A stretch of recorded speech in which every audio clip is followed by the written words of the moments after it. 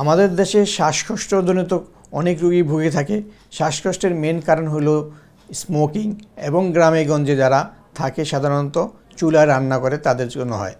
শ্বাসকষ্টের মেন কারণ কিন্তু অ্যাজমা ছাড়াও অন্য কোনো কারণেও শ্বাসকষ্ট হতে পারে। হার্ট ডিজিজের কারণেও শ্বাসকষ্ট হতে পারে। যাদের হার্ট ফেলিওর থাকে, হার্ট অ্যাটাক হয়, তারাও শ্বাসকষ্ট ফিল করে। অতএব আগে ডাক্তারের কাছে যেতে হবে যে তার এই শ্বাসকষ্টটা কি অ্যাজমার কারণে নাকি হার্টের অসুখের কারণে, কারণ দুইটার চিকিৎসা সম্পূর্ণ ভিন্ন। আর আমাদের দেশের 90% ক্ষেত্রে যে অ্যাজমা রোগীরা আছেন তারা কিভাবে ইনহেলারটা নিতে হয় সেটা জানেন না। যদি তারা নিয়মিত সঠিকভাবে অ্যাজমার ওষুধটা ব্যবহার করতে পারেন তাহলে তারা কিন্তু এই শ্বাসকষ্ট থেকে মুক্তি পাবেন। এবং অ্যাজমার যে ওষুধটা সাধারণত যখন অ্যাটাক হয় শুধু তারা তখনই ব্যবহার করেন, অন্য সময় ব্যবহার করেন না। কিন্তু নিয়ম হলো যখন উনি ভালো থাকবেন তখন অ্যাজমার ওষুধটা নিয়মিত ব্যবহার করতে হবে।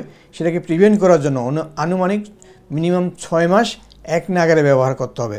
তাহলে তার প্রিভেনশন হবে, তাকে অ্যাটাক হবে না। কারণ একবার যদি শ্বাসকষ্টের অ্যাটাক হয় তাহলে অনেক দিন লেগে যায় তার এটা ভালো হতে। অতএব আমাদেরকে ডাক্তারের পরামর্শ নিয়ে দেখতে হবে তার এই শ্বাসকষ্টের কারণটা কী। অনেক সময় দেখা গেলো যে ইয়াং লোকের সাইকোজেনিক কারণে কিন্তু শ্বাসকষ্ট হয়, সেক্ষেত্রে তার কোনো হার্টের ওষুধ থাকে না, লাংসেরও কোনো ওষুধ থাকে না, তার অ্যাংজাইটির কারণে কিন্তু শ্বাসকষ্ট হতে পারে।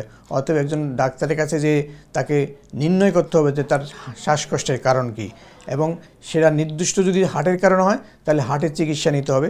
যদি তার লাংসের কারণে হয়, অ্যাজমার কারণে হয়, অথবা অনেক দিন যারা স্মোক করে সেক্ষেত্রে সিওপিডি বলে, ক্রনিক অবস্ট্রাকটিভ পালমোনারি ডিজিজ, এই সিওপিডির কারণেও কিন্তু শ্বাসকষ্ট হতে পারে।